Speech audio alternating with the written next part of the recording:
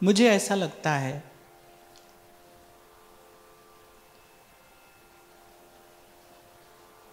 कि भक्ति मार्ग का, इस प्रेम पथ का कोई भी ऐसा पथिक न होगा जिसने किसी न किसी रूप में अपनी यात्रा में मानस का आश्रय ना लिया हो। कोई नहीं होगा। ये महादेव का हृदय है। तुलसी बाबा की एक एक चौपाई मंत्र है। संतों के मुख से सुना है हमने तो कि एक बार पूछा गया श्री सूरदास जी से कि आपकी कविता श्रेष्ठ है या तुलसीदास जी की कविता श्रेष्ठ है। और सूरदास जी बिना विचारे उत्तर देते हैं कि कविता तो मेरी ही श्रेष्ठ है। सूरदास जी जैसे परम भागवत से ऐसे उत्तर की अपेक्षा नहीं थी। प्रश्न पूछने वाले को ऐसे उत्तर की अपेक्षा नहीं थी कि ये अपनी ही कविता को श्रेष्ठ बताएंगे। पर सूरदास कहते हैं कविता तो मेरी ही श्रेष्ठ है, पर सुनो क्यों कविता मेरी श्रेष्ठ है। क्योंकि कविता तो मैं करता हूं।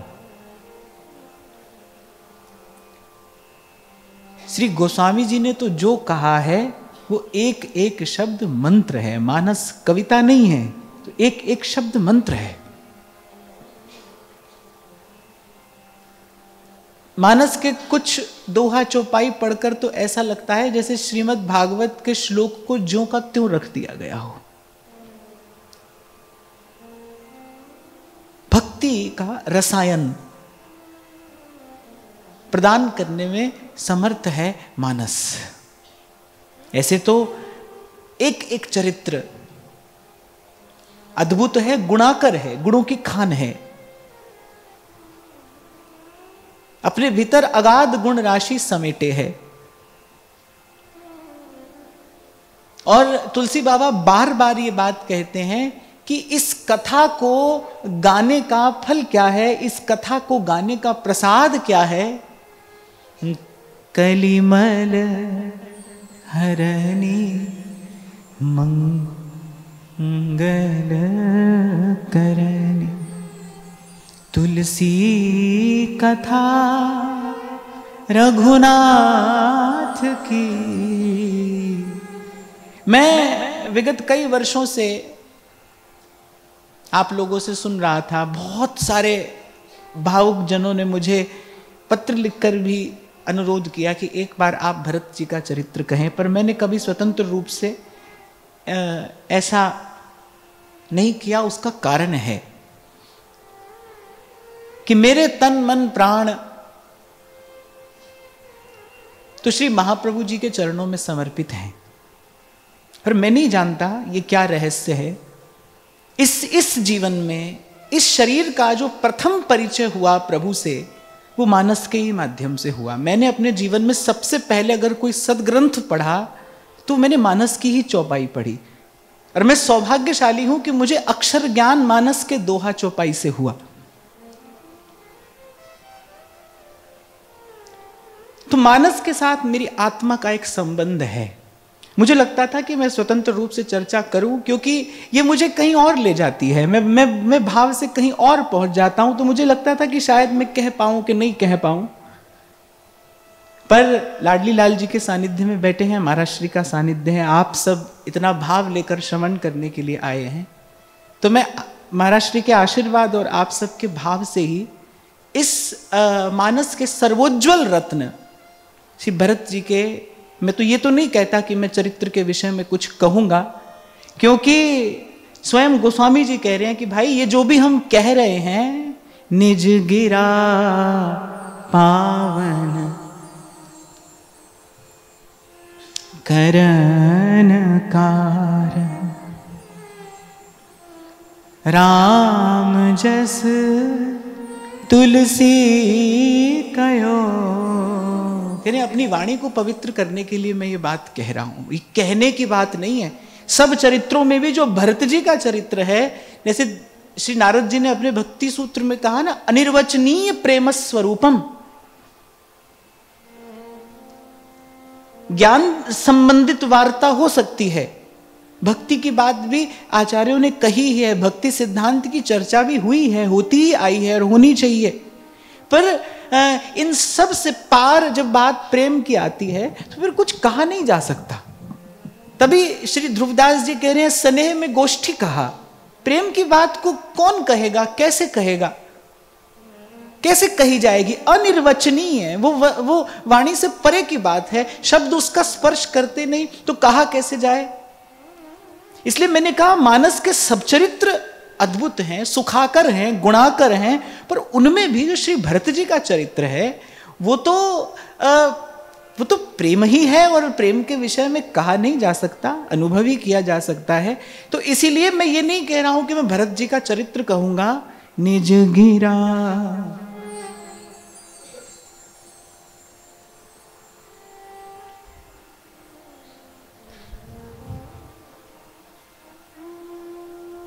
पावन करन का।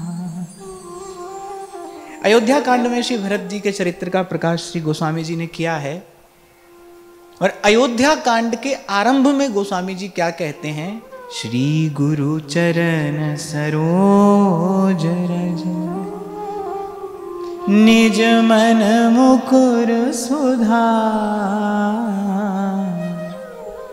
बरनौ रघुवर विमल जस जो दायक फल चार, श्री गुरु चरण सरोज रज। ये दोहा संकेत करता है कि भरत जी को श्री गोस्वामी जी गुरु के रूप में देखते हैं। गोस्वामी जी के लिए भरत जी कौन है, गुरु हैं, वो आचार्य है ना, भरत जी आचार्य हैं, प्रेम मार्ग के आचार्य। पहले भी हमने कई बार चर्चा की कि किसी कुल में जन्म लेने से आचार्यत्व प्राप्त नहीं होता है। आचार्य जो आचरण करे वो आचार्य है। मीरा जी हैं भक्ति मार्ग की आचार्य, सूरदास हैं आचार्य, वो किसी भी कुल में जन्मे हो। रैदास जूता गांठ रहे हैं पर भक्ति मार्ग के तो आचार्य हैं। क्यों? क्योंकि भक्ति का आचरण करके दिखाया है। भरत जी आचार्य हैं, गुरु हैं। एक प्रेमी के लिए, एक भक्त के लिए तो भरत जी गुरु हैं। और सबसे पहला प्रणाम गुरु के चरणों में ही किया जाता है। इसीलिए गोस्वामी जी अयोध्या कांड का आरंभ कहां से करते हैं, श्री गुरु चरण सरोज रज निज मन मुकुर सुधा बरनौ रघुवर बिमल जस जो दायक फल चार, श्री गुरु चरण सरोज रज। और फिर एक जगह पर ऐसा वर्णन मिलता है, विदेह राज जो परम ज्ञानी हैं, परम भक्त हैं,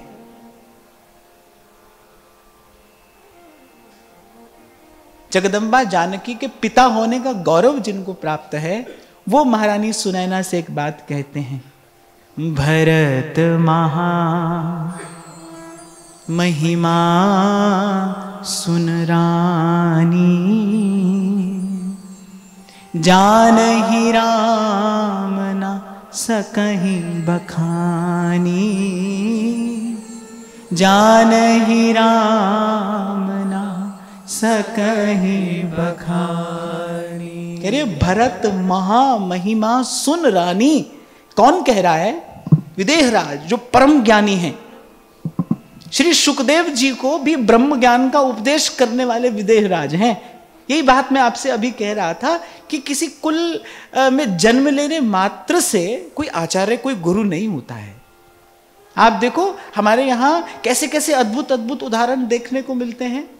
राजा जनक बैठे हैं गुरु के आसन पर, और परम ज्ञानी, परम विरक्त श्री सुखदेव बैठे हैं सन्मुख और ज्ञान प्राप्त कर रहे हैं, राजा ज्ञान दे रहे हैं, श्री सुखदेव जी ज्ञान ले रहे हैं। इसलिए मैंने कहा आचरण करोति इति आचार्य, जो आचरण करके दिखाए वो आचार्य है। तो वो विदेहराज, वो परम ज्ञानी परम भागवत महाराजा जनक रानी सुनैना से कह रहे हैं, भरत महामहिमा सुन रानी। भरत जी की महिमा क्या है? अब महारानी सुनैना ने सोचा कि भरत जी की कुछ महिमा सुनाएंगे, पर उत्तर में क्या कहते हैं, भरत महा महिमा सुन रानी, जानहि राम। कह रहे उसको केवल श्री राम जानते हैं, वो भी केवल जानते हैं पर कह नहीं सकते। जानहि राम ना सकहि बखानी, जानहि राम ना सकहि बखानी। इसलिए नारद जी कह रहे अनिर्वचनीय, प्रेम की बात कह नहीं सकता है भाई, कोई भगवान भी नहीं कह सकते। जब बात प्रेम की आएगी तो प्रभु के नेत्र भी सजल हो जाएंगे, उनका भी रोम रोम पुलकित हो जाएगा। प्रेम की बात किसी और प्रकार से कही जाती है, नेत्र सजल हो जाते हैं, वाणी गदगद हो जाती है, रोम रोम पुलकित हो जाते हैं। समझना कि ये प्रेम की भाषा है, प्रेम अपनी बात कह रहा है।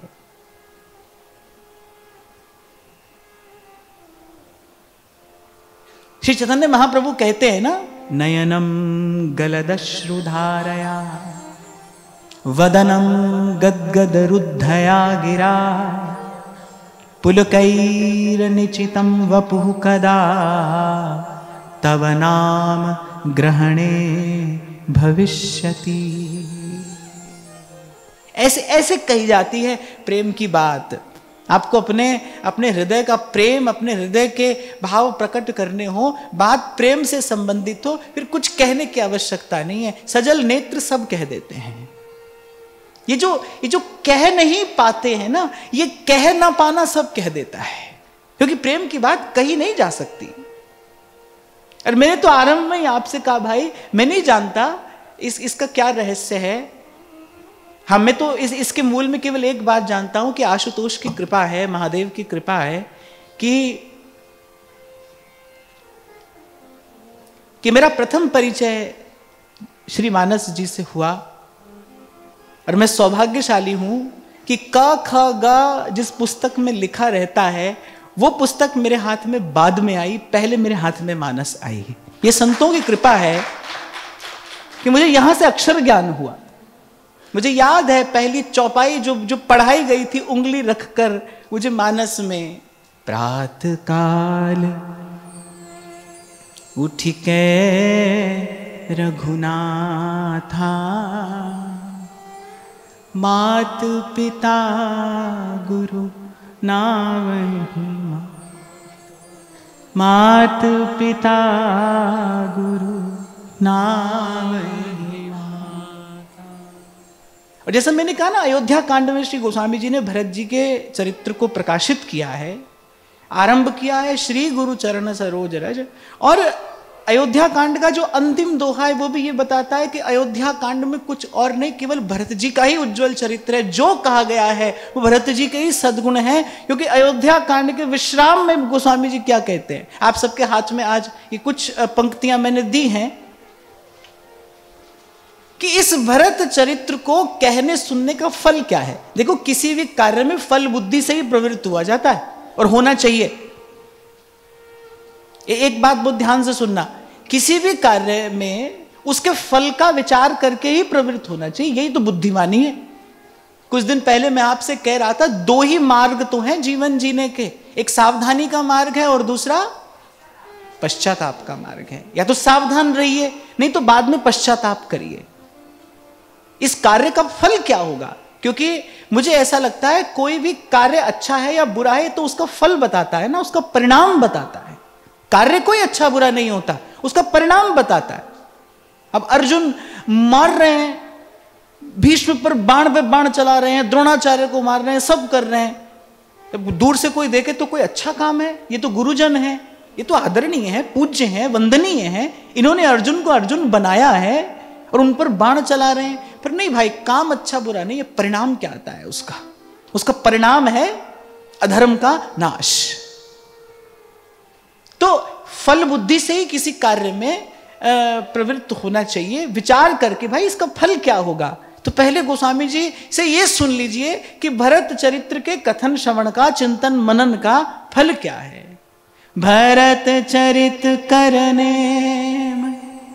तुलसी जैसा दर सुनहि, कहिए भरत चरित करने तुलसी जो सादर सुनहि, सिय राम पद प्रेम अवसि होए भवरस बिरति, सिय राम पद प्रेम अवसि होए भवरस बिरति।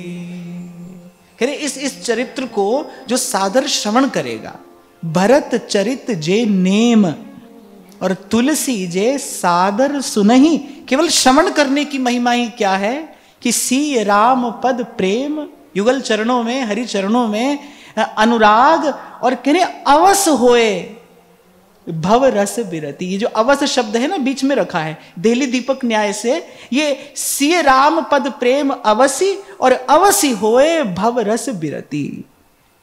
ये पंक्ति जो है ना आपके मेरे बड़े काम की है। मैं कई बार आपसे कहता हूं ना कि माला तो हो जाती है पर विषय का चिंतन नहीं छूटता। भगवान भी अच्छे लगते हैं हमको प्रभु में भी कुछ आकर्षण है, पर हमको संसार में भी तो आकर्षण है। संसार का विषय भी तो हमको अभी अपनी ओर आकर्षित करता है। बलात् हठात संसार के चिंतन में भी तो मन जाता है। और मैंने तो कई बार कहा, कहता ही रहता हूं मैं तो कि भाई प्रभु को पकड़ना सरल है पर विषय का चिंतन छूटना कठिन है, क्योंकि बहुत जन्म का अभ्यास हो गया है ना, जन्मों का अभ्यास हो गया, रच बस गया, ये हमारा स्वभाव सा हो गया। तो कह रहे इस चरित्र को श्रवण करने का, सादर श्रवण करने का प्रसाद क्या है? अवस होए भव रस बिरति। अरे संसार और विषय का जो रस है बोले उससे उपरति हो जाती है भरत जी का चरित्र सादर श्रवण करने से। ये इस चरित्र का फल है, ये इस चरित्र का प्रसाद है, ये इस चरित्र का महात्म्य है, ये इस चरित्र की महिमा है। मन को निर्मल करने वाला ये चरित्र है, और यही सबसे कठिन है भाई। मन ही तो निर्मल नहीं हो रहा है, विकार ही तो दूर नहीं हो रहा है। पुण्य तो कमा रहे हैं पर पाप तो नहीं छूट रहा है ना। पुण्य कमा रहे हैं पर पाप नहीं छूट रहा है, क्योंकि पुण्य कमाने से पाप नहीं छूटता। देखो कब छूटेगा संसार?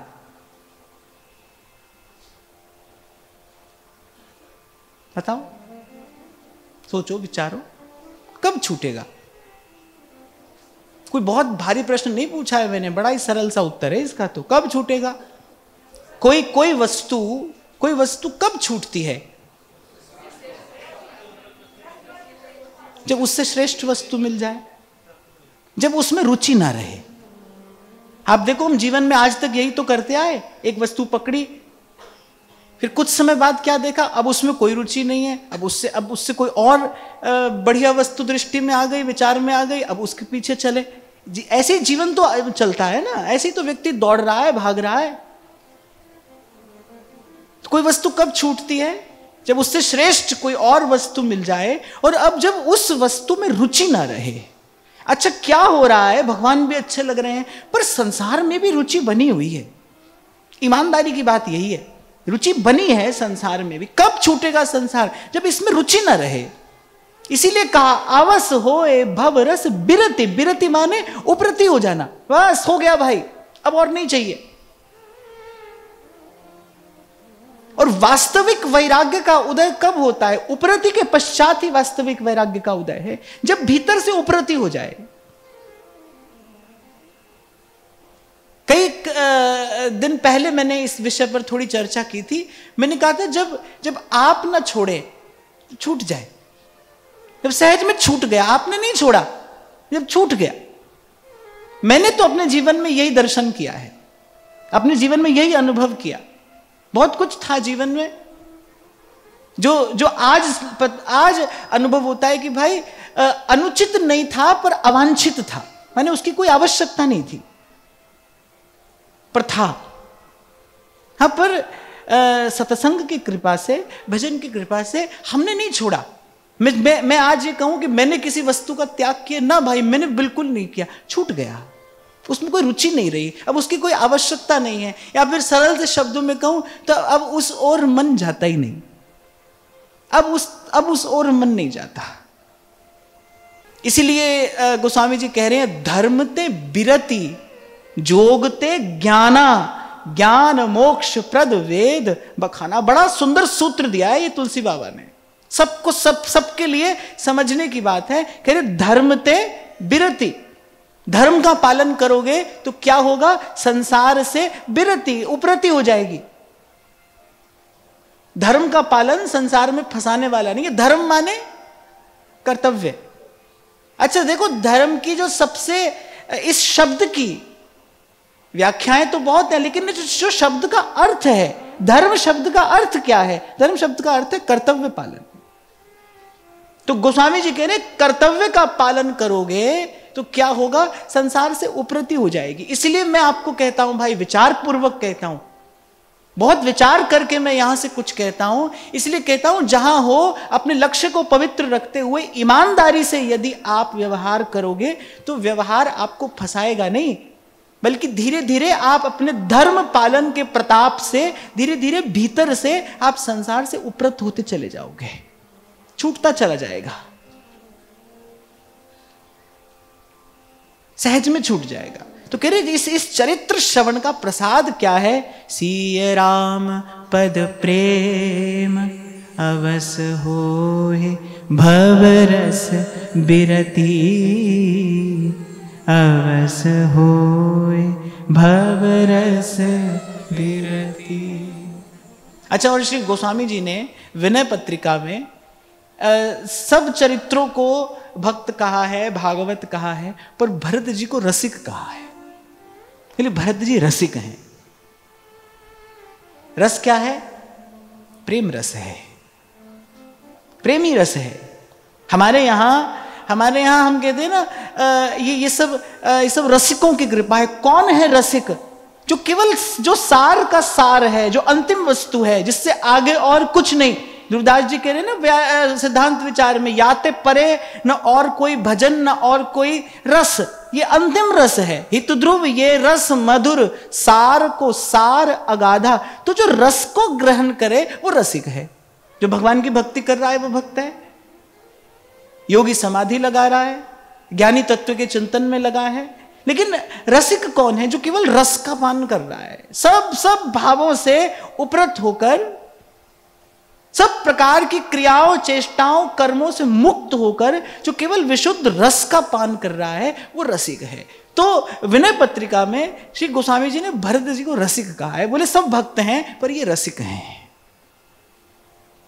श्री रघुनाथ जी के चरण कमलों का प्रेम ही, बस केवल वही उनका आहार है, वही उनका विचार है, वही उनका विश्राम है, वही उनका लक्ष्य है, वही उनका गंतव्य, वही उनका जीवन, वही उनका सार सर्वस्व है, प्रभु के चरणों का प्रेम।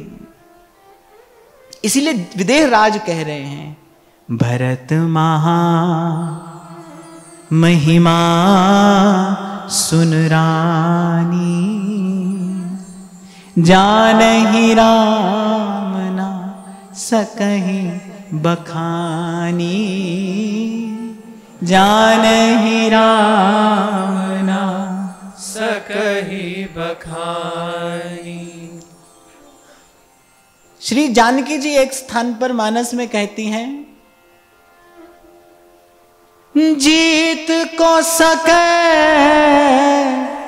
अजय रघुराई, माया ते अस रची न जाई। अरे भगवान अजित है ना, भगवान अजित है, भगवान को कोई नहीं जीत सकता। वेद में भगवान को अजित कहा गया है, जिनको कोई ना जीत सके, पर भक्त भगवान को जीत लेता है। अब बताओ जय किसकी है? जो सबको जीत ले उसकी जय है, या सबको जीतने वाले को जीत ले उसकी जय है? भक्त हैं जिनकी जय है। इस लोक में, परलोक में अगर कोई जय के योग्य है तो वो भगवान से भी अधिक भगवान के भक्त हैं। भक्त जय के योग्य है, भक्त की जय। हम इतने दिनों से सेवक जी के आश्रय में बैठकर जिस भाव का, जिस प्रकरण का चिंतन कर रहे थे, वो क्या है? भक्त भजन प्रकरण। श्री राधा वल्लभ भजत भजी, भली भली सब हुए। भजत भजी, भक्त की जय। क्योंकि भगवान सबको जीतने वाले हैं, पर भक्त भगवान को भी जीतने वाला है। श्रीमद् भागवत में भगवान कह रहे हैं दुर्वासा से, कह रहे हैं जैसे एक पतिव्रता स्त्री अपने पातिव्रत से अपने पति के हृदय पर अधिकार कर लेती है, ऐसे ही मेरे भक्त अनन्य भक्ति से इन्होंने मेरे हृदय पर अपना अधिकार कर लिया है। सजल नेत्र होकर नारायण ये बात कह रहे हैं, कह रहे हैं मैं किसी को भी छोड़ सकता हूं। मैं अपने आत्म स्वरूप शंकर और ये जो निरंतर हमारे चरण कमलों का संवाहन करती हैं, ये हमारी अर्धांगिनी लक्ष्मी, कह रहे मैं इनका भी त्याग कर सकता हूं, पर मैं अपने भक्तों को नहीं छोड़ सकता हूं। जो निष्काम होकर, निष्कपट होकर, जो 3 काल में मुझसे कभी किसी प्रकार की आशा नहीं रखते, जिन्होंने अपने सारे सुख मेरी प्रसन्नता पर न्यौछावर कर दिए हैं, जिन्होंने अनन्य भक्ति से मेरे हृदय पर अपना अधिकार कर लिया है, मैं अपने उन भक्तों को नहीं छोड़ सकता, एक क्षण के लिए भी नहीं छोड़ सकता। और वहां भरत जी क्या कहते हैं? प्रभु को तो जीत लिया है भरत जी ने, पर प्रभु क्या भरत जी क्या कह रहे हैं? आप देखो, समझ पाना कई बार कठिन हो जाता है। भक्त निरंतर भगवान की महिमा गा रहे हैं, भगवान भक्त की महिमा गा रहे हैं, भक्त भगवान की सेवा कर रहे हैं, भगवान अपने भक्तों की सेवा में लगे हैं। भक्त कह रहे हैं भाई यही सर्वस्व है, भगवान कह रहे हैं भाई यही सर्वस्व है। उद्धव जी श्री कृष्ण के चरणों में बैठे और श्री कृष्ण भेज रहे हैं, बोले जाओ गोपियों के पास जाओ, काम की बात तो वही जानती हैं, सार की बात तो वही जानती है, तुम क्या जानते हो? बोले तुम बहुत जानते हो पर सब नहीं जानते, कुछ ऐसा है जो गोपियां जानती हैं, जाओ उनसे पढ़ के आओ। और भक्त के पास जा रहे हैं तो भक्त कह रहे हैं भाई यहां तो रोम रोम श्याम है। भक्त के पास जाते हैं तो वहां देख रहे हैं भगवान के अतिरिक्त कुछ है ही नहीं है। अब भाई कौन बड़ा है कौन छोटा है? कोई बड़ा नहीं है, कोई छोटा नहीं है, भक्त ही भगवान है, भगवान ही भक्त है। और मैं तो कहता हूं भक्त और भगवान में भेद देखने वाला छोटा है, उसकी मति छोटी है। भक्त ही भगवान है, भगवान ही भक्त है। ये महिमा किसकी है? ये भक्ति की महिमा है, ये प्रेम की महिमा है। रहन देत नहीं और रस, यह प्रेम की टेक। तो जानकी जी ये बात कह रही है, जीत को सके अजय रघुराई, कौन जीत सकता है इनको? भगवान मुस्कुराते बोले देखो भरत जी ने हमको जीत लिया है। भरत सरिस को राम सनेही, जग जप राम राम जप जेही, जग जप राम राम जप जे। इसलिए जब श्री हनुमान जी को भी प्रभु को कुछ देना था, कुछ ऐसी वस्तु जो आज से पूर्व किसी को न दी गई हो, जब अपने हृदय का विशुद्ध प्रेम प्रभु को देना था, तो क्या कहा? तुम मम प्रिय। अब भाई तो लक्ष्मण भी हैं, दिन रात सेवा कर रहे हैं, शत्रुघ्न भी हैं, पर प्रभु क्या कह रहे हैं? तुम मम प्रिय भरत सम भाई। तुम मम प्रिय भरत सम भाई।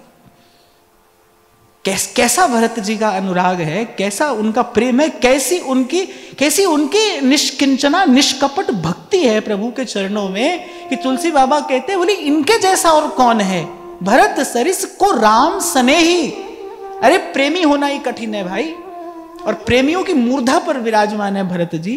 भरत सरिस को राम स्नेही, जग जप राम राम जपे जेहि जग जपे राम राम जपे जे। देखो भाई, प्रभु सबके सुख का विधान करते हैं, वो सुख सागर हैं।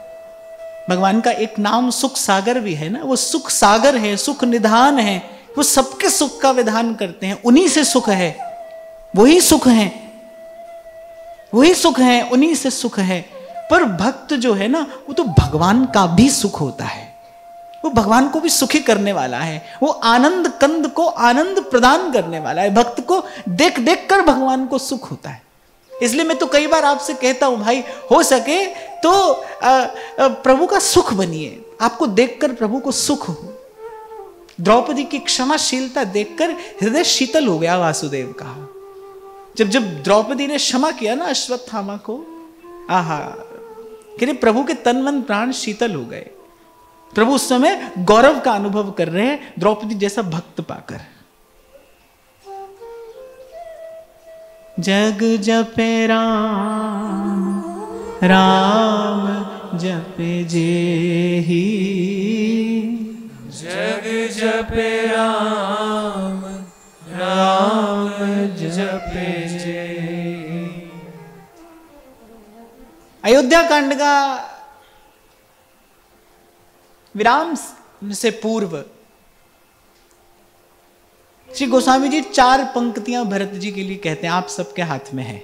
ये 4 पंक्तियां ही मैं चुनकर लाया हूं, 4 दिन की चर्चा है। ये 4 पंक्तियां श्री गोस्वामी जी ने कही हैं।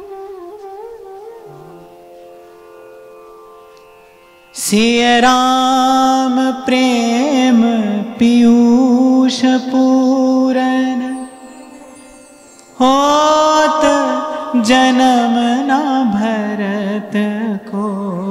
सब कहिए, सिय राम प्रेम पीयूष पूरन होत जन्म ना भरत को।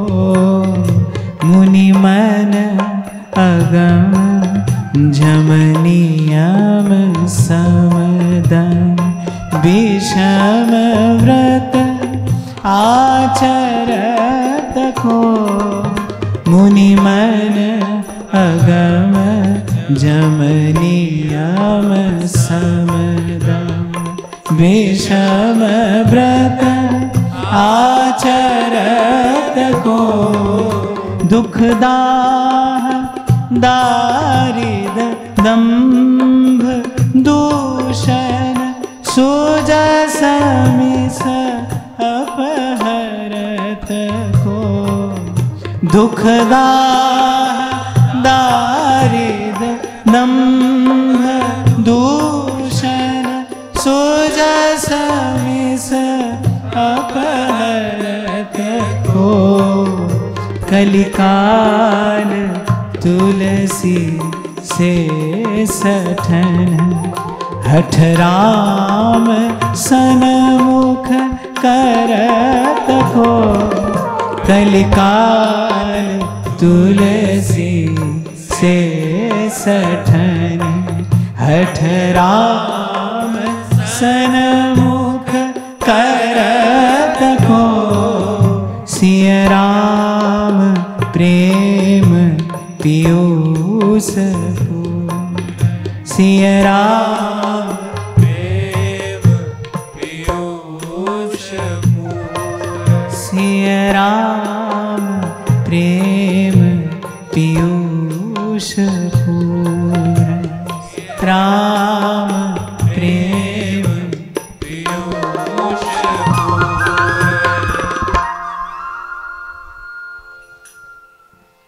तो भगवान कह रहे हैं भाई हम तो हारे हैं, हम भक्त पराधीन हैं। किसी की पराधीनता कोई कब स्वीकार करता है? पराजित हो जाने के बाद ही तो भगवान कह रहे हैं हम भक्त पराधीन हैं, मैं तो इनके अधीन हूं। और वहां भक्त क्या कह रहे हैं? जब भरत जी से कहा गया, बोले कि अजित रघुराई जिनको कोई नहीं जीत सकता उनको भी आपने जीत लिया है। तो भरत जी कह रहे ये तो अकारण करुणा वरुणालय प्रभु की अकारण करुणा है। यदि इसका रहस्य हम आपको बताते हैं, क्योंकि हम बाल्यकाल से देख रहे हैं। भरत जी कह रहे बोले हम बाल्यकाल से देख रहे हैं। मैं प्रभु प्रीति रीति जिए जोई। ये प्रभु की प्रीति की रीति मैंने अपने हृदय से देखी है, बाल्यकाल से देखी है। मैं प्रभु प्रीति रीति जिए जोई, हारे हूँ खेल जितावही मोही, हारे हूँ खेल जितावही मोही। कह रहे ये स्वयं हार जाते हैं और हमको जिता देते हैं। मैं प्रभु प्रीति रीति जिए जोई, हारे हूं खेल जितावही मोही। बोले हम ये हमें जिताते हैं, स्वयं हार जाते हैं। ऐसा संतों के मुख से श्रवण किया है कि जब बाल्यकाल में जब प्रभु की इच्छा होती है कि भाई चलो कुछ खेल खेलें। अब देखो खेल खेलने के लिए तो दो दलों का होना आवश्यक है ना। अब यहां भी तो यही लीला है तो एक, दो मन मिल एक है भय राधा वल्लभ लाल। पर लीला के लिए रूप बेल प्यारी बनी और प्रीतम प्रेम तमाल। ये तो लीला के लिए है, एक ही हित तत्व लीला रस के विस्तार के लिए, और ये कौतुक करता है। तो प्रभु की इच्छा है कि भाई चलो कुछ खेले। अब खेलने के लिए तो भाई दो दल होने चाहिए। अब प्रभु के सामने कौन खड़ा हो, कौन आए उनके सामने? लक्ष्मण जी तो बिल्कुल भी नहीं जाते। वो तो खेल में भी प्रभु से दूसरे पक्ष में नहीं जाते, खेल खेल में भी नहीं जाते, प्रभु से दूसरे पक्ष में नहीं जाते। फिर भरत जी जाते हैं, भरत जी जाकर खड़े हो जाते हैं सामने। तभी तो खेल संभव हो पाता है। दो ही लोग तो खेलेंगे, अकेला कैसे खेलेगा? फिर भरत जी सामने जाकर खड़े हो जाते हैं। कहने वाला कह देता है यही प्रेम है तुम्हारा? बोले विपक्ष में जाकर खड़े हो गए। बोले हम ना पक्ष जानते हैं, हम ना विपक्ष जानते हैं, हम तो अपने प्रभु को प्रसन्न करना चाहते हैं। जिहि विधि प्रभु प्रसन्न मन होई। जैसे प्रभु की प्रसन्नता हो, जैसे प्रभु प्रसन्न हो, हम तो बस वही करना चाहते हैं। हमारा धर्म यही है। देखो एक अवस्था ऐसी भी आती है, एक स्थान ऐसा भी आता है जहां भक्तों ने भगवान के लिए धर्म को भी एक और कर दिया, धर्म को भी एक और कर दिया। बोले हम तो केवल इनकी प्रसन्नता चाहते हैं। जिहि विधि प्रभु प्रसन्न मन हुई। तो हम पक्ष विपक्ष कुछ नहीं जानते, हम तो इनके सामने आकर खड़े हो गए हैं क्योंकि प्रभु खेलना चाहते हैं। अच्छा, और प्रभु की जैसी इच्छा हो ना वैसा ही कर लेना चाहिए। जय विजय से भी यही कहा था भगवान ने। भगवान ने कहा आज हमारी थोड़ी मल्ल युद्ध करने की इच्छा हो रही है। अब भगवान से और तो कौन लड़ेगा, तो भगवान ने जय विजय से ही कहा। बोले आज हमारा थोड़ा मल्ल युद्ध करने की इच्छा है, खेलो। अब बोले नहीं प्रभु, हम आप पर कैसे प्रहार करेंगे, हम कैसे आप पर प्रहार करेंगे? मल्ल युद्ध में तो प्रहार करना पड़ता है, आप पर कैसे प्रहार करेंगे? अब भगवान ने कहा रे हमारी इच्छा है, हम किसके पास जाएं? नहीं, बोले ऐसा हम नहीं कर सकते। भगवान ने कहा तुम करोगे, एक बार नहीं बार बार करोगे। अब वो भगवान के मन का मनोरथ पूरा किया। पहले हिरण्याक्ष और हिरण्यकश्यपु बनकर पूरा किया, फिर रावण कुंभकर्ण बनकर पूरा किया, फिर शिशुपाल दंतवक्त्र बनकर पूरा किया। प्रभु के मन की इच्छा थी भाई हमसे झगड़ो। अब ये कहें प्यार करो तो प्यार कर लो, ये कहें झगड़ो तो झगड़ लो। ये प्रसन्न रहने चाहिए। करा तो ये लेंगे, ये तो करतुम अकर्तुम अन्यथा करतुम है ना। इनको जो कराना है ये वो करा लेंगे। इसलिए भक्तों ने तो कहा कि जिहि विधि प्रभु प्रसन्न मन होई, करुणा सागर कीजिए सोई। सोई करिए प्रभु जिसमें आपका मन प्रसन्न हो। तो भरत जी ने कहा भाई पक्ष विपक्ष हम नहीं जानते, हम तो प्रभु की प्रसन्नता चाहते हैं। और फिर भरत जी एक और बात भी कहते हैं, जहां भरत जी के हृदय का विशुद्ध अनुराग प्रकट होता है। भरत जी कहते हैं जब हम प्रभु के पक्ष में रहते हैं ना, तो कहते हैं हमको प्रभु की पीठ का दर्शन होता है। और जब हम सामने चले जाते हैं तो निरंतर निरंतर बोले प्रभु के मुख चंद्र की उस माधुरी का हम निरंतर पान करते हैं। हम आगे रहें, हम पीछे रहें, हम दाएं रहें, हम बाएं रहें, पर जहां रहें वहां इनका दर्शन होता रहे। यत्र यत्र मम जन्म कर्म वीर नारकेथ परमे पदे थवा। महाप्रभु कह रहे हैं बोले चाहे नरक में जाएं या परम पद पे हम रहे। राधिका रति निकुंज मंडली तत्र तत्र हृदय में विराजता। जहां जहां इनका दर्शन होता रहे। जब महादेव की बारात जा रही थी ना, तो महादेव जी पहले तो बैठे किस पर है? नंदी पर बैठे हैं। अच्छा, ऐसी विचित्र बारात तो ना भूतो ना भविष्यति, ना उससे पहले कभी हुई ना फिर कभी होगी। ऐसी विचित्र बारात। कहते ऐसे ऐसे गण थे महादेव की बारात में जिनको सिर ही नहीं है। अब जब वहां पंगत हो रही है तो परोसने वाला सोच रहा है भाई कैसे परोसूं, ये खाएगा कहां से? ऐसी विचित्र बारात महादेव की। तो पहले तो बैठे हैं नंदी पर, और फिर बैठे भी कैसे हैं? उल्टे। पहले तो नंदी पर बैठे हैं, फिर उल्टे बैठे हैं। आप सोचो, एक बार कल्पना करो इस बात की। नंदी चल रहा है, महादेव उल्टे बैठे हैं। किसी ने कहा बोले कम से कम सीधे तो बैठ जाओ। महादेव ने कहा अरे सीधे ही तो बैठे।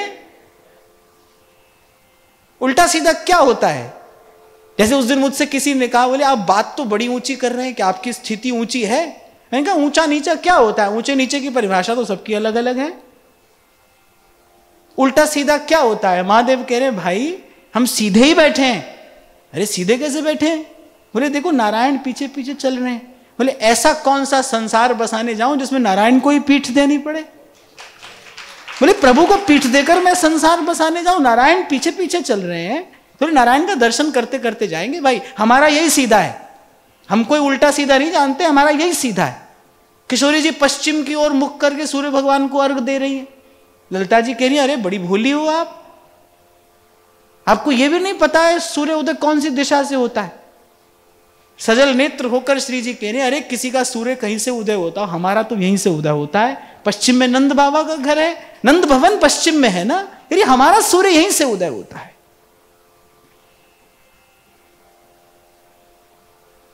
प्रेम की जात विचित्र है, प्रेम की बात विचित्र है। ये विचित्र है भाई। इसीलिए भगवत रसिक, रसिक की बातें रसिक बिना कोई समझ सके ना। इसीलिए महाप्रभु जी ने कहा न जानीत लोकम न च निगम जातम कुल परंपराम वानो जानत्य अह न सताम चापि चरितम रसम राधायाम आभजति किल भावम व्रजमणौ रहस्ये तद्यस्य स्थितिरपि न साधारण गति। प्रेमी इन सब बाह्य लक्षणों से नहीं पहचाना जाता है भाई। ऐसा भूल मत करना किसी को आंकने की कि पहनता क्या है, रहता कहां है, खाता क्या है। इन सब बातों से प्रेमी का आकलन नहीं होता।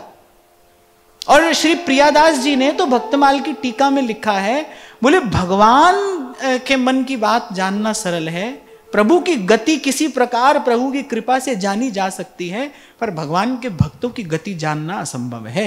वही महाप्रभु कह रहे रहस्य तद्यस्य स्थितिरपि न साधारण गति। पक्ष सामने खड़े हैं भगवान के। हार्द क्या है भाई? हमारे प्रभु को सुख होना चाहिए, प्रभु की इच्छा है खेलने की, तो हम हैं क्या? प्रभु के खिलौना ही तो हैं। वो कहने वाला कोई कहता है ना, मेरे रोने पे तुमको जो आए हंसी, तो मैं रो रो तुमको हंसाया करूं। आप प्रसन्न रहें प्रभु, जिस विधि आपकी प्रसन्नता हो वही हमारा धर्म, वही हमारा कर्म, वही हमारा जीवन, वही हमारा लक्ष्य ध्येय, जो करके आप प्रसन्न हो। और फिर भरत जी कह रहे हैं कि इनके पक्ष में हो जाने से ना प्रभु की पीठ का दर्शन होता है, दाएं बाएं हो जाने से वो श्रीमुख का दर्शन वैसा नहीं होता जैसा सामने खड़े होने पर होता है। हम तो दर्शन का सुख लेते हैं। और फिर इनका स्वभाव है ये जब जब खेले। बात भरत जी यहां पर ये कह रहे हैं, मैं प्रभु प्रीति रीति जिय जोई, हारे हूं खेल जितावही मोही।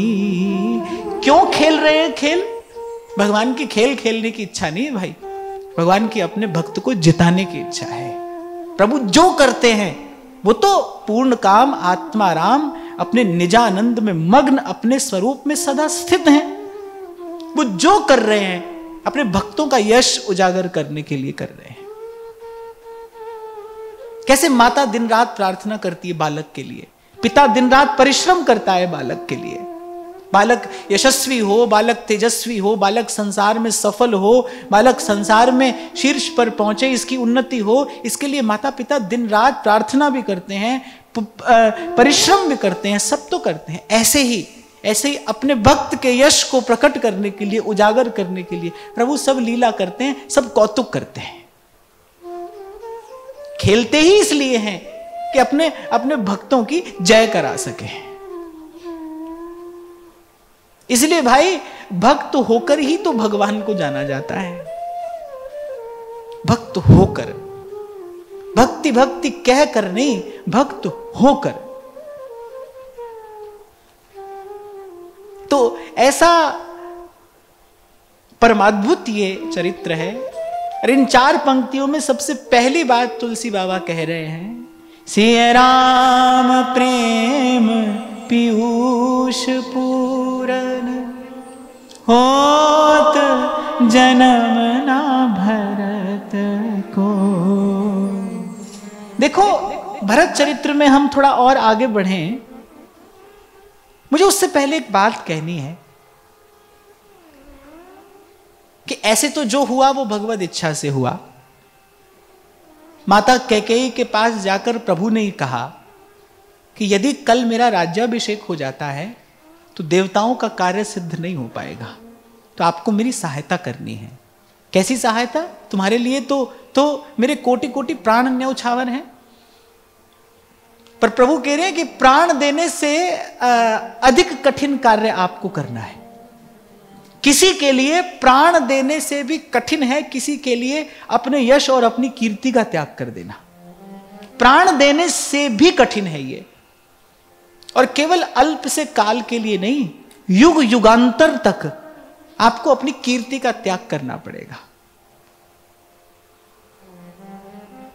और माता सहज प्रसन्न है। मानस के एक एक पात्र के हृदय में क्या है? जिहि विधि प्रभु प्रसन्न मन होई, करुणा सागर कीजिए सोई, करुणा सागर कीजिए सोई। तो इस पूरी लीला में श्री कैकेयी जी की बड़ी गंभीर भूमिका है, पर उन्होंने ये अपयश स्वीकार किया। आज भी जो साधारण व्यक्ति है, जिसके जीवन में कोई चिंतन नहीं है, वो तो बड़ी अवज्ञा और अवहेलना की दृष्टि से ही कैकेयी को देखता है ना। इसलिए मैंने कहा युग युगांतर तक अपनी कीर्ति का त्याग कर दिया। प्राण देने से कठिन है किसी पर अपनी कीर्ति न्यौछावर कर देना। और ऐसी ही घटना घटी हमारे श्री महाप्रभु जी के जीवन में। महाप्रभु जी ने भी श्री प्रिया जी की आज्ञा पालन करने के लिए अपनी कीर्ति को न्यौछावर किया। आप और मैं नहीं जानते भाई उस समय क्या घटना घटी होगी, उस समय श्री महाप्रभु जी के लिए क्या क्या कहा गया होगा। उसी का विचार करके सेवक जी ने कहा है, अनसहन निंदक, यानी अनसहनी निंदा करने वाले लोग, करत जे अनसहन निंदक, तिन्हु पे अनुग्रह कियो। इसीलिए कहा है भाई, सबते सेवक धर्म कठोरा। ये सेवक का धर्म सबसे कठोर है। तो प्रभु की इच्छा से ये सब हुआ। पर अगर हम बाह्य दृष्टि से देखें तो भरत जी की माता श्री रघुनाथ जी को भरत जी से भी अधिक प्रेम देने वाली, प्रेम करने वाली। अच्छा, और श्री रघुनाथ जी तो हैं ही ऐसे, उनसे तो कोई भी प्रेम ही करेगा। तुलसी कहूं न राम से, साहिब सील निधान, साहिब सील निधान। प्रभु से प्रेम करने के अतिरिक्त कोई क्या ही कर सकता है? जो भी करेगा उनसे प्रेम ही करेगा। और भरत जी से भी अधिक प्रेम करने वाली कैकेयी और ये ऐसा कार्य कर बैठी, क्या है इसके मूल में क्या है? तो मैं थोड़ा चिंतन करता हूं, ये सब क्यों हुआ, इसका कारण क्या है? इसका कारण है कुसंग। जैसे सत्संग की महिमा है ना भाई, ध्रुवदास जी कह रहे हैं कहा ना होई सत्संग से, सत्संग से क्या नहीं होता, ऐसी कुसंग से भी क्या नहीं होता। अपने पुत्र से, अपने प्राणाधिक पुत्र से अनंत गुणा अधिक प्रेम श्री राम से करने वाली कैकेयी और ऐसा कार्य कर बैठती हैं। कैसे कर बैठती हैं? फिर कुसंग के कारण, मंथरा का कुसंग हो गया। तो इस चरित्र में आगे बढ़ने से पहले मुझे थोड़ा सा संकेत आपको करना है कि भाई हमको अगर सावधान रहना है ना, तो बस इसी कुसंग से रहना है।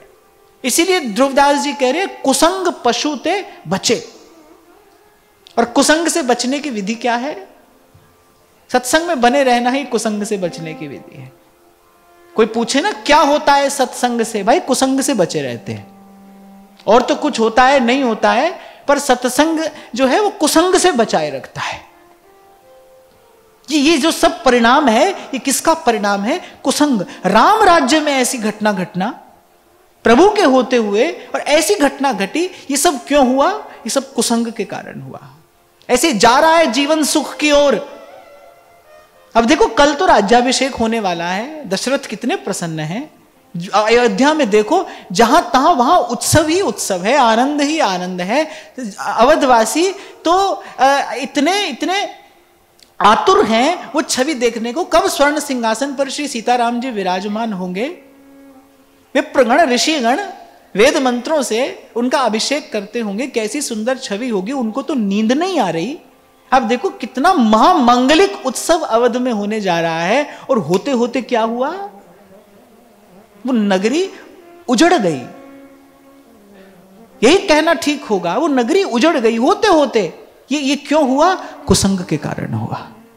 इसलिए भाई सावधान। आज भजन हो रहा है, आज भजन हो रहा है, आज सेवा हो रही है, आज आपको हमको लग रहा है कि जीवन सही दिशा में जा रहा है, पर कबीर कह रहे हैं गर्व न करियो कोय, गर्व न करियो कोय, अजहू नाव समुद्र में का जानो का होए। नैया तो अभी किनारे लगी नहीं भाई, अजहू नाव समुद्र में। सबसे बड़ा शत्रु, हमारा सबसे बड़ा शत्रु अगर कहीं है तो हमारे ही भीतर बैठा है। अब ध्यान रखना, असह्य प्रहार अगर कभी हुआ तो बाहर से नहीं होगा, भीतर से होगा। उस शत्रु से सावधान रहने की आवश्यकता है। और मुझे लगता है कि अपने भीतर जो शत्रु बैठा है, वो चाहे वो काम रूपी हो, क्रोध रूपी हो, अहंकार रूपी हो, भीतर जो शत्रु बैठा है, इस भीतर बैठे शत्रु से बचाने वाला तो केवल सत्संग है, केवल सत्पुरुषों का संग है। भक्ति सदा सत्संग है। तो इस चरित्र चिंतन से सबसे पहली बात जो हमारे हाथ में आती है वो कुसंग का कैसा भयंकर प्रभाव है। राम राम कही राम कही राम राम कही राम, दशरथ चले गए। अच्छा, जो नगर की वयोवृद्ध स्त्रियां थी, ब्राह्मणियां थी, कैकेयी की सखियां थी, जिनका कैकेयी बहुत सम्मान करती थी, जिनसे बहुत स्नेह करती थी, उन सबने आकर कैकेयी को समझाया, नाहिन राम राज के भूखे, धर्म धुरीन विषय रस रूखे।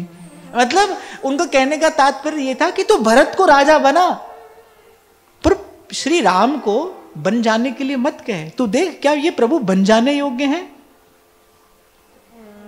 कितना सुकुमार प्रभु का श्री अंग। और कहने कि जानकी जी ने तो कभी भूमि पर पग ही नहीं धरा था, श्री कौशल्या जी ने कभी उनको भूमि पर पग नहीं धरने दिया, उन्होंने तो कभी भूमि पर पग ही नहीं धरा। ये श्री सीताराम जी, ये श्री लखनलाल जी, क्या ये बन जाने योग्य हैं?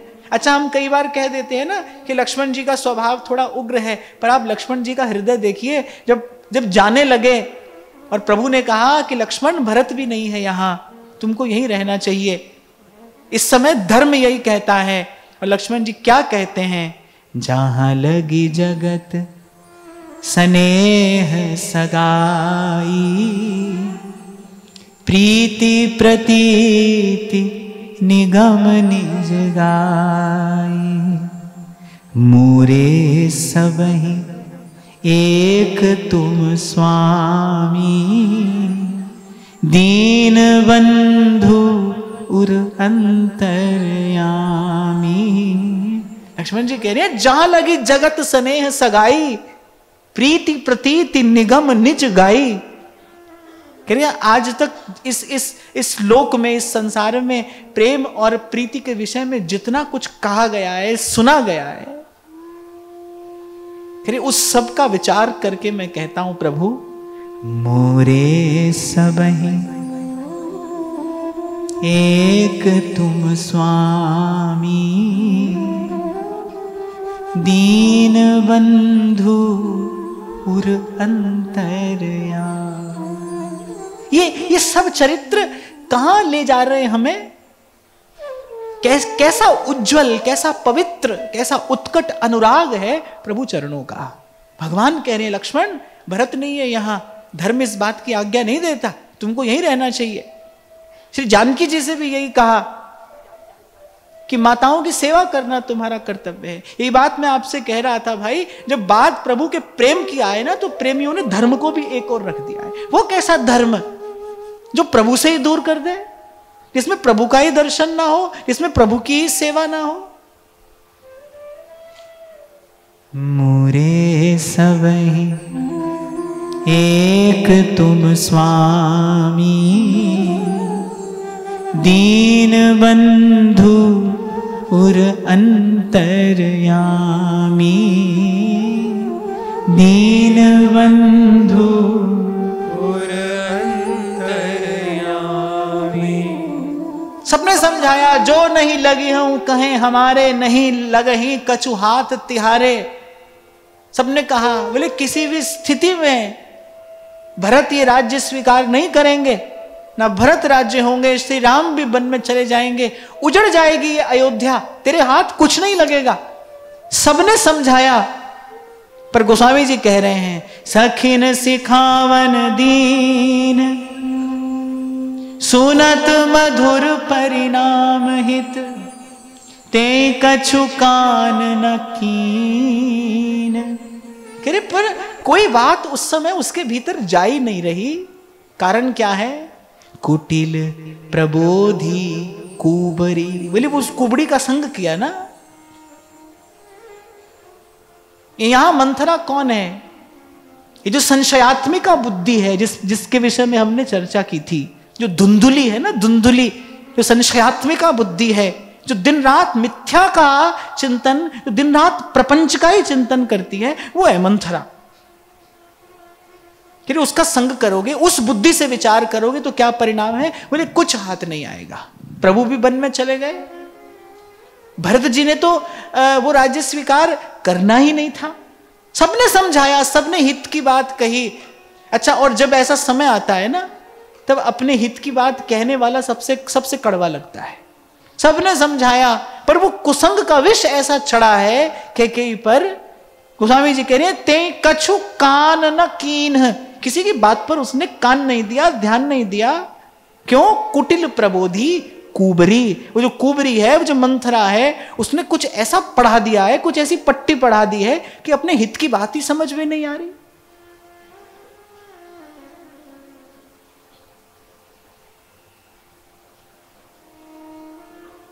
इसलिए आपसे बार बार ये निवेदन किया जाता है कि भाई सत्संग में बने रहना है। बने रहना है माने बने ही रहना है। एक ही बात, एक ही प्रार्थना प्रभु से सदा करनी है, निरंतर करनी है कि प्रभु किसी भी वस्तु के बिना रह जाएंगे, सुख दुख जीवन में आता रहेगा, जो सुख दुख लगे रहें देह सो मिट जाई अरु लोक बढ़ाई। किसी भी वस्तु के बिना रह जाएंगे, पर सत्संग के बिना नहीं रहेंगे। किसी ना किसी प्रकार ये व्यवस्था हमारे लिए कर दीजिए कि हमारे जीवन में ये निरंतरता बनी रहे, सतत सत्संग बना रहे। वो गाते हैं ना, बड़ी मीठी लगती है मुझे बात। बिहारी जी से कहते हैं ना कि मेरी टूटे ना भजन लड़ी। बिहारी जी मैं कब की खड़ी, ये लड़ी नहीं टूटे बस। सुन लो मेरे श्याम सलोना, तुमने ही मुझ पर कर दिया टोना। मैं तो तेरे संग नैना लड़ी, बिहारी जी मैं कब की खड़ी। कब से खड़ी हूं प्रभु? प्रभु पूछ रहे हैं क्या चाहती हो? श्री हरिदास के ठाकुर स्वामी, बाके बिहारी अंतर्यामी। मेरी टूटे ना भजन लड़ी, बिहारी जी मैं कब की खड़ी। अच्छा बताओ, भजन से भगवान मिलते हैं कि भजन में भगवान मिलते हैं?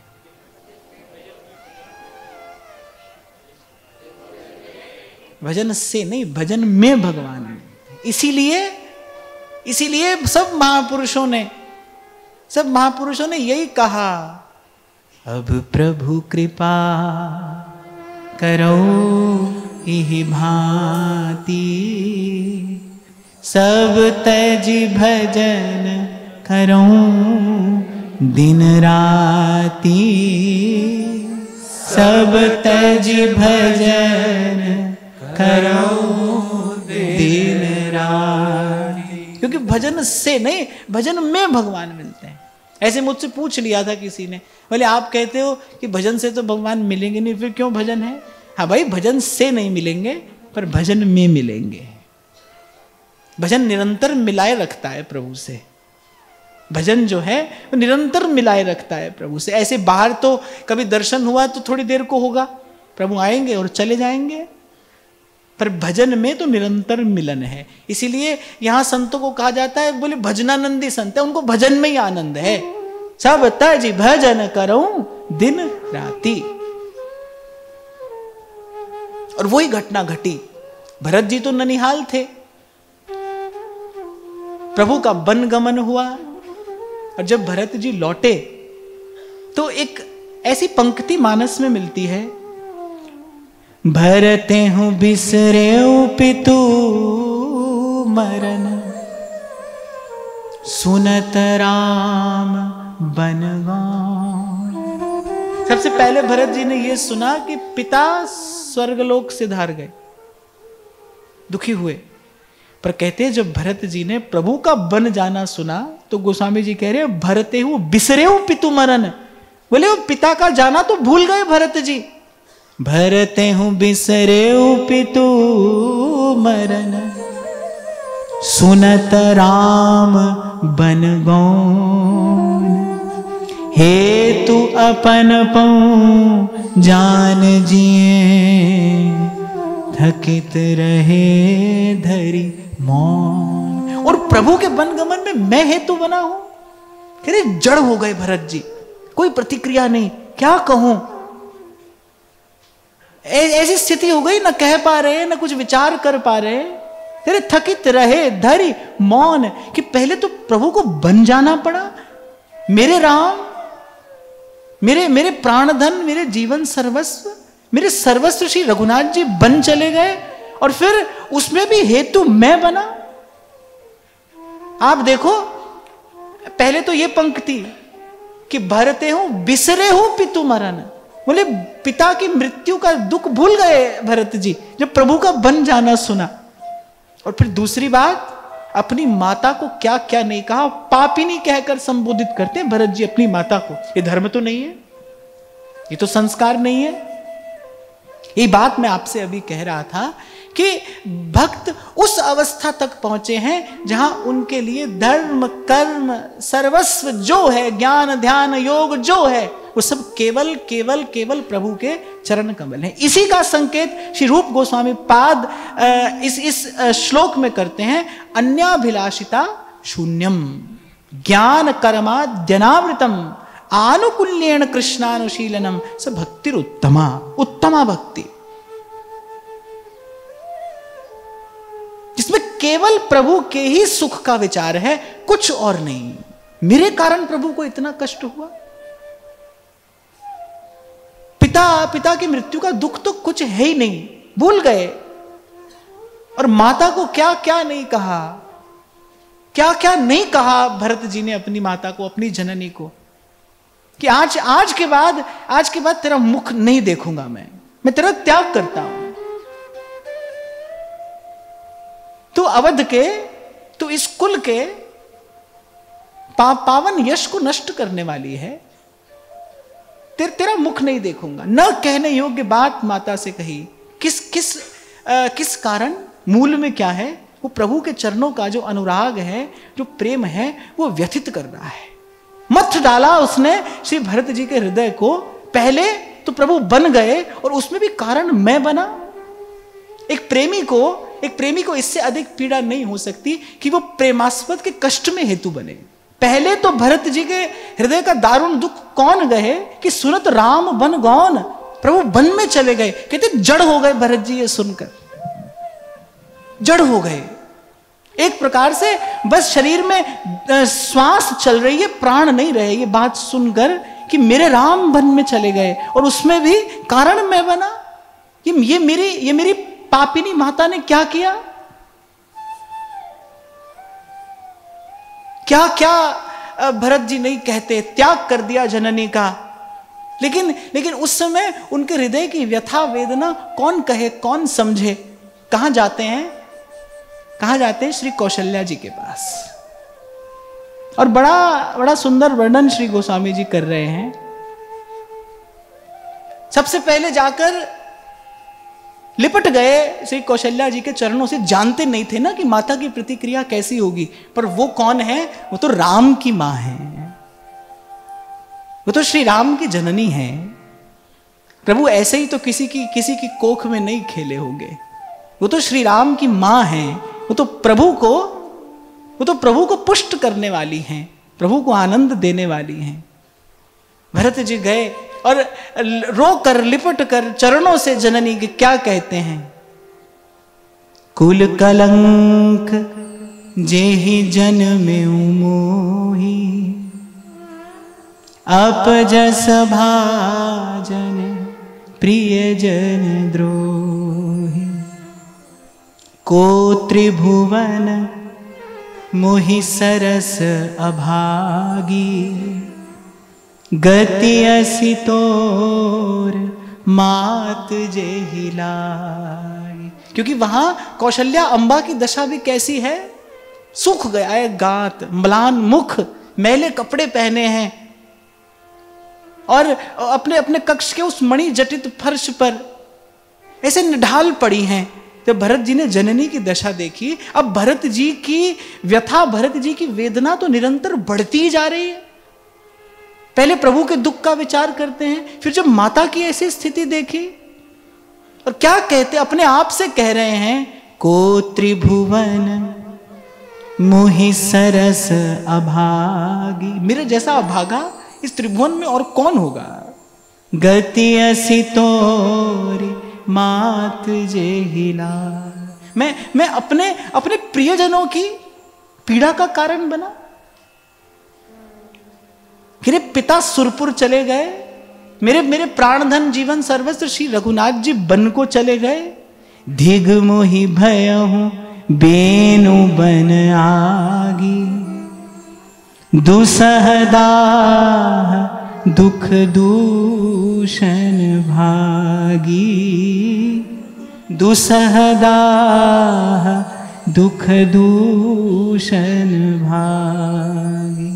अच्छा, कितने निश्चल हैं भरत जी, कितने भोले हैं कि माता का हाथ अपने हाथ में लेकर और बार बार माता को केवल यही विश्वास दिलाने का प्रयास कर रहे हैं कि माता, मैं इस सब बात से सर्वथा अनभिज्ञ था, मैं इस विषय में कुछ नहीं जानता था। और वहां कौशल्या मां कैसी हैं कि वो भरत जी की इस निश्चलता निर्मलता पर कह रहे एक क्षण को तो प्रभु का बन जाना भूल गई। कौशल्या कैसी हैं कि भरत जी का दुख देखकर, भरत जी की पीड़ा देखकर, भरत जी का श्री रघुनाथ जी के चरणों में अनुराग देखकर कहते थोड़ी देर के लिए तो वो श्री राम का बन जाना भूल गई। बार बार बलैयां लेती हैं, बार बार उनको अपने हृदय से लगाती हैं कि पुत्र इसमें न तुम कारण हो, और कितना बड़ा हृदय है, और न तुम्हारी माता, कितना बड़ा हृदय है अंबा का कि पुत्र ना इसमें तू कारण है और न तेरी माता। ये तो विधाता ही हमारे विपरीत हो गया है, किसको दोष दिया जाए। निज कृत कर्म भोग सब भ्राता। ये चरित्र जो है ना, चलते चलते आपसे मुझसे बहुत कुछ कह रहे हैं। क्या हुआ है इस माता के साथ, कैसी घटना घटी है। अपनी आंखों से अपने पुत्र को बन जाते देखा, और पुत्र भी कैसा, श्री राम जैसा तुलसी कहूं न राम से, साहेब सीर निधान। और पीछे पीछे कौन गया है, पीछे पीछे गई है जानकी जी। जब से ब्याह कर अयोध्या में आई थी, कभी उनका पांव भूमि पर न पड़ जाए ऐसी व्यवस्था कौशल्या अम्बा ने की थी।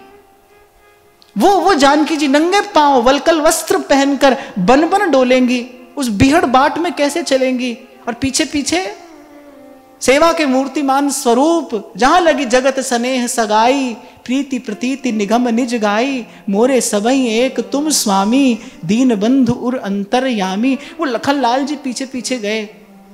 अरे ये सारा अवध अब किसका मुख देखकर जिएगा। अवध वासियों के जीवन धन है राम, प्रभु का मुख देख देख कर अवधवासी जीते। ये बात मैं आपको भी सुना रहा था ना, किसी ने ऐसे ही हंसी हंसी में कह दिया भरत जी से, ऐसा ही प्रेम है आपका। प्रभु के सामने जाकर खड़े हो गए उनसे खेलने के लिए। प्रभु के पक्ष में रहते, आप तो विपक्ष में जाकर खड़े हो गए। और भरत जी कह रहे प्रभु का दर्शन हमारा जीवन है, सामने खड़े रहने से प्रभु का दर्शन बहुत सुंदर होता है। और कहते रो रो कर गा रहे हैं भरत जी फिर से, हारे हूं खेल जितावहि मोही। हे प्रभु, मैं तो बचपन से देख रहा हूं, आप हर खेल में मुझे जिताते थे स्वयं हार कर। आपको कौन हरा सकता है, आपको कौन हरा सकता है। जैसे भीष्म के पास इच्छा मृत्यु है ना, माने उनको कौन मार सकता है, उनकी इच्छा। ऐसे प्रभु तो अजित है ना, कौन जीत सकता है उनको। जब प्रभु हारना चाहे तभी कोई जीत सकता है। और कह रहे प्रभु आपने बचपन से मुझे जिताया, हारे हूं खेल जिताव मोही। मुझे जिताने के लिए आप हारे, और कह रहे प्रभु आज आप यहां मुझे इस प्रकार पराजित करके चले गए। मैं तो अपने जीवन की बाजी हार गया, आपको खोकर मेरे पास है क्या। मोरे सबही एक तुम स्वामी, दीन बंधु उर अंतरजामी। दीन बंधु उर अंतरयामी।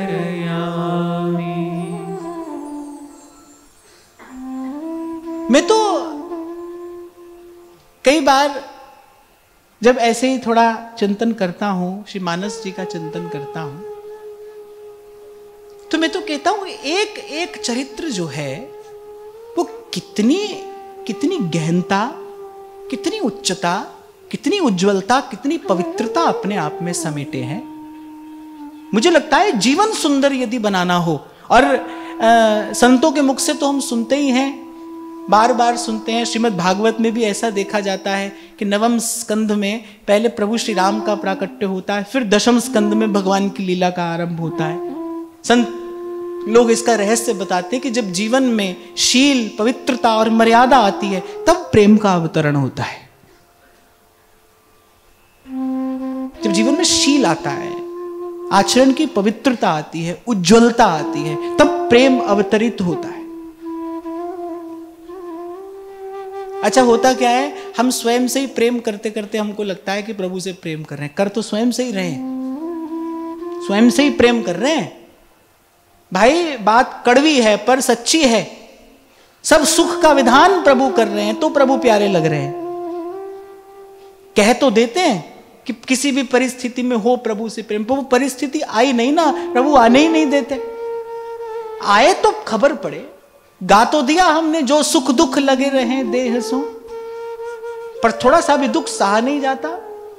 अच्छा, प्रभु भी जानते हैं कि कहता है पर सह नहीं सकता, इसीलिए ऐसी अवस्था प्रभु आने नहीं देते। प्रभु का एक स्वभाव और है, मैं आपको बताऊं। प्रभु कभी अपने भक्त को संकोच में नहीं डालते। वो तो अंतर्यामी है ना, जानता है इसकी गति कहां तक है, इसकी पहुंच कहां तक है, इसकी सामर्थ्य कितनी है। प्रभु तो जानते ही, अंतर्यामी जानी है अंतर्गत का भाव।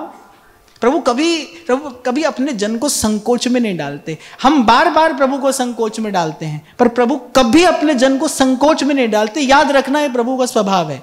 मैं कहां तक कहूंगा, कितना कहूंगा, क्या ही कहूंगा मैं प्रभु के स्वभाव के विषय में, क्योंकि ये तो अनुभव रूपम, ये तो उनके निकट जाकर अनुभव किया जाता है कि कैसा स्वभाव है प्रभु का, पर ऐसा ही स्वभाव है प्रभु का। तभी मेरे तुलसी बाबा कहते हैं, उमा राम स्वभाव जिन जाना। स्वभाव नहीं कहा है, स्वभाव।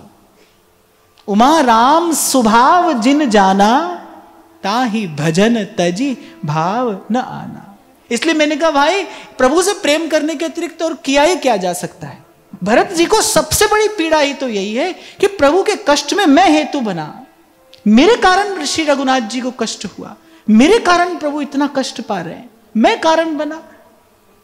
और हम वहां तक तो नहीं जा सकते, पर ऐसे बहुत बहुत छोटी सी अनुभूति की जा सकती है कि मेरे कारण प्रभु को कष्ट हो। ये अपने आप में कितनी बड़ी त्रास है।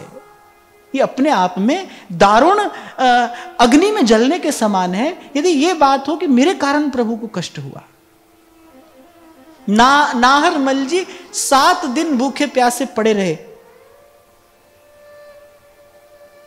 ये दुख तो था ही कि महाप्रभु जी रुष्ट हो गए, लेकिन मेरी किसी चेष्टा से महाप्रभु जी को कष्ट हुआ, ये बात नाहरमल जी को पीड़ित कर रही थी। अन्न जल का त्याग कर दिया कि ये जीवन धारण करने योग्य नहीं रहा। अब इस जीवन में मैं अपने स्वामी के, अपने प्रभु के कष्ट का कारण बनाऊं। मेरे कारण श्री महाप्रभु जी को कष्ट हुआ है। प्रेमी ये बात कैसे स्वीकार कर सकता है? तो एक कसौटी देते हैं भरत जी। कितना श्रम हम प्रभु से कराते हैं, आपको पता है? आपको खबर है कितना परिश्रम आप प्रभु से कराते हो? छोटी छोटी प्रार्थनाएं लेकर जब हम पहुंच जाते हैं, वो तो सुनते हैं, कहीं भी सुनते हैं, न कहीं भी सुनते हैं। इसीलिए महर्षि भरद्वाज ने बहुत विचार कर कहा कि प्रभु रहने योग्य जो आपके स्थान है ना, जैसे मुझे याद है जब कभी हम जाते थे ना सत्संग के लिए यहाँ वहाँ, तो उससे पहले जाते थे शंभू जी भाई ये देखने के लिए कि आप रहेंगे कहाँ, वो स्थान आपके रहने के लिए अनुकूल है, ठीक है, सब व्यवस्था अच्छी है। तो पहले सब जाते थे व्यवस्था देखने के लिए। हालांकि जो भी व्यक्ति व्यवस्था करता है अपनी ओर से अच्छी व्यवस्था ही करता है, पर फिर भी ये जाते थे भाई देखें कि सब ठीक है ना, कोई कष्ट तो नहीं होगा। तो ऐसे श्री भरद्वाज जी कह रहे प्रभु से कि जो आपके रहने योग्य स्थान है ना, वो तो कौन सा है? जाही न चाही कबहू कछु, तुम संग सहज सने। जो आपसे कुछ चाहता नहीं है ना प्रभु, उसी के पास रहना। आपके रहने योग्य स्थान तो वही है जो आपसे कभी कुछ चाहता नहीं है, जो आपको चाहता है, जो आपसे कुछ नहीं चाहता है, उसी के पास रहना, उसी के निकट रहना। और ऐसे ही किसी जन के अंग संग प्रभु रहते हैं। आप देखो छोड़ते नहीं है श्री गोवर्धन नाथ श्री कुंभन दास जी को, एक क्षण के लिए भी छोड़ते नहीं। किसी ना किसी बहाने से आ ही जाते हैं उनके पास, किसी ना किसी बहाने से उनके निकट बने ही रहते हैं। क्या कारण है? क्योंकि वो चाहते नहीं कुछ, प्रभु से कुछ चाहते नहीं, बस हमारे लाल जी प्रसन्न रहें, हमारे लाल जी मुस्कुराते रहें। हम आपके सुख का कारण बने ना बने, पर आपके कष्ट का कारण ना बने। ये कसौटी दी है भरत जी ने, जिस पर एक प्रेमी को अपने आप को कसना चाहिए। ये पहली बात जो श्री भरत जी के चरित्र चिंतन से हमको प्राप्त होती है, क्योंकि हम प्रेम के पथ के पथिक हैं, हम इस मार्ग पर आगे बढ़ रहे हैं। ये पहली बात इस चरित्र चिंतन से, ये पहला भाव रत्न हमारे हाथ आता है। भाई हमसे कोई ऐसी चेष्टा कभी ना बने जिससे श्री जी को श्रम हो। गोस्वामी जी कहते हैं, जो सेवक साहिब ही संकोची, वो कैसा सेवक है जो अपने स्वामी को संकोच में डाल दे। आपको बताऊं, जब हस्तिनापुर में द्वारिकाधीश का वैभव देखा ना श्री विदुर जी ने, तो विदुर जी तो न्योता देने गए ही थे, वो तो कब से प्रतीक्षा कर रहे थे, कब प्रभु आए हमारी कुटिया में पधारे। उनको तो कब से इस बात की इच्छा थी। अच्छा, बड़े भाव में भरकर सुबह ही संध्या वंदन आदि से निवृत्त होकर आज बड़े भाव में भरकर विदुर जी पहुंचे हैं। आज बड़े मंगल का वो दिन आया है, आज वो मंगलमय बेला आई है, आज प्रभु कुटिया में आएंगे। वो जानते हैं कि दुर्योधन के यहां तो नहीं जाएंगे, वो मेरे यहां आएंगे। लेकिन जब गए और वो द्वारिकाधीश का वैभव देखा, द्वारिकाधीश के पार्षद देखे, अरे वो रथ ही ऐसा, उसकी शोभा कैसी है। विदुर जी ने कहा कि ये रथ तो हमारी कुटिया तक आ नहीं पाएगा। और फिर विदुर जी ने जब देखा फेन के समान वो सुकोमल आसन जिस पर द्वारिकाधीश विराजमान है, और कैसे अद्भुत अद्भुत पार्षद अद्भुत अद्भुत सामग्रियों से द्वारिकाधीश की सेवा कर रहे हैं, विदुर जी को लगा ना ना ना, हमारी कुटिया में तो द्वारिकाधीश को कष्ट होगा। कहते विदुर जी बिना ही न्योता दिए चले गए, बुलाया नहीं प्रभु को। प्रभु नहीं, प्रभु हमारी कुटिया, हमारा घर आंगन इस योग्य नहीं जो हम आपका स्वागत कर सके। आपको बैठाएंगे कहाँ, कहाँ आपको आसन देंगे, कहाँ आपको पधराएंगे, क्या आपको पवाएंगे, ना ना, हम तो किसी भी प्रकार से आपके योग्य नहीं है। हमें ऐसी सामर्थ्य नहीं जो हम आपका स्वागत कर सकें, आपकी कुछ सेवा कर सकें। आपको तो कष्ट होगा, हमारी कुटिया तक आपका ये रथ नहीं आएगा, आपको उस वन की बाट में पैदल चल के आना पड़ेगा, आपके सुकोमल चरण कमल श्रमित हो जाएंगे। विदुर जी ने अपने मन ही मन में सब कल्पना कर ली, प्रभु से कहा नहीं कि प्रभु घर पर आइए। और फिर अगर विदुर जी ने इतना संकोच किया तो फिर तुलसी कहूं न राम से,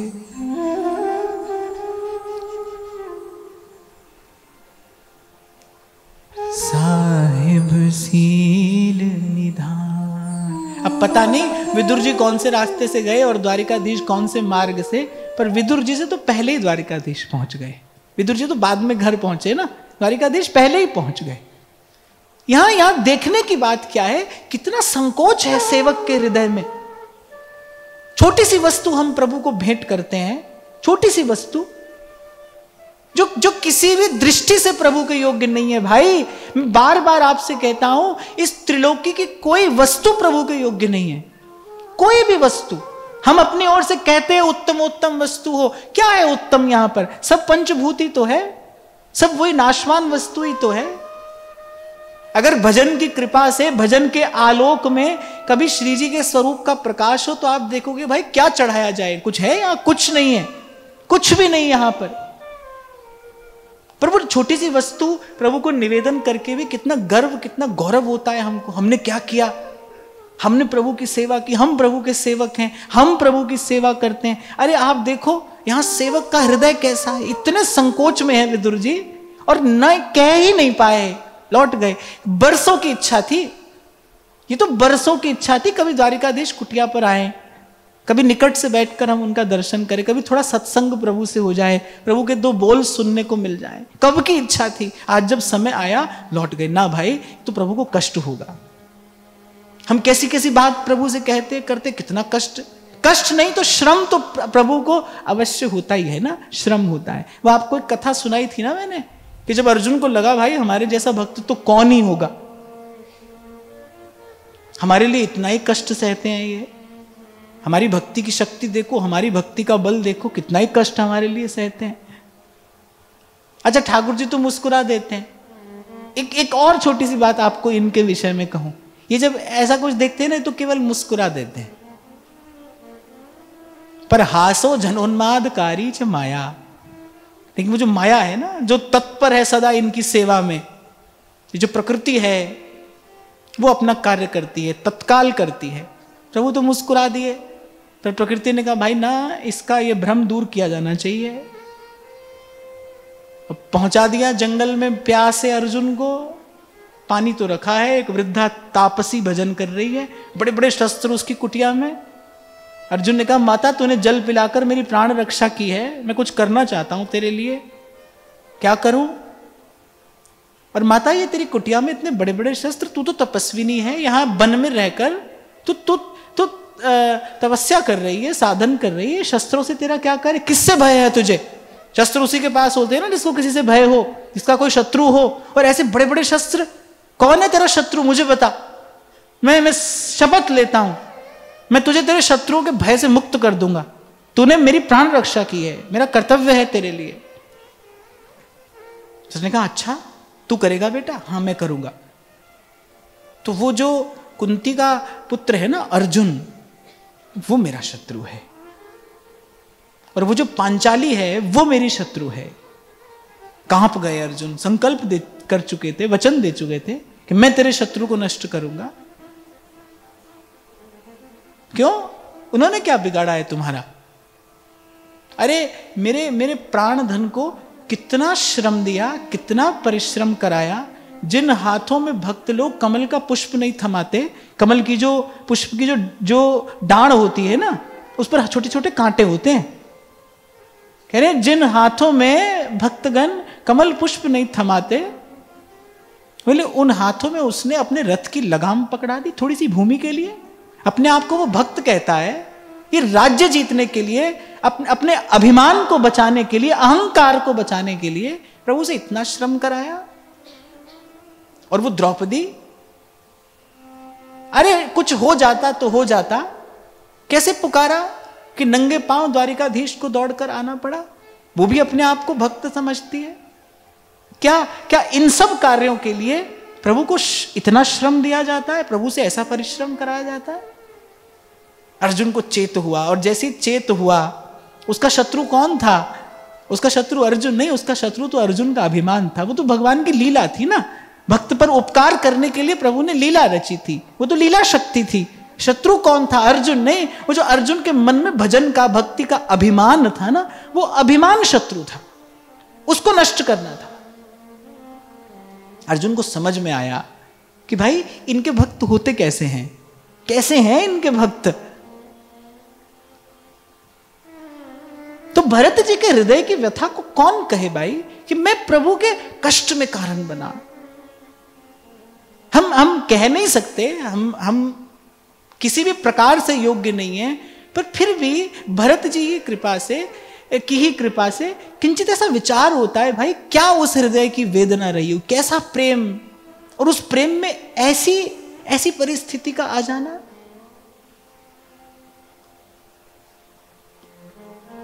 क्या नहीं कहा श्री कौशल्या जी के पास जाकर भरत ने।